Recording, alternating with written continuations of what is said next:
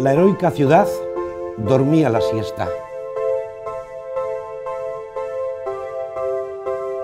Durante un cuarto de siglo, Oviedo vivió una hibernación cultural. Una cultura para unos pocos en manos de otros pocos.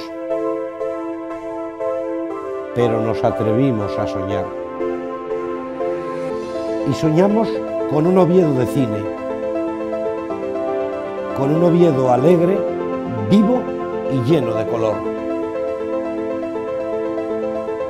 Soñamos con convertir sus calles en un gran escenario vivo. Un Oviedo con una cultura más diversa y accesible.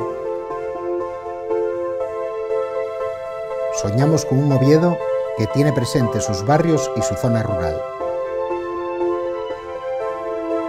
Con un Oviedo que cuide y potencie sus fiestas populares.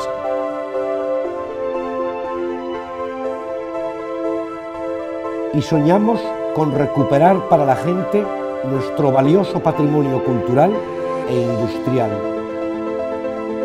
Aún queda mucho por imaginar. ¿Te atreves a soñar?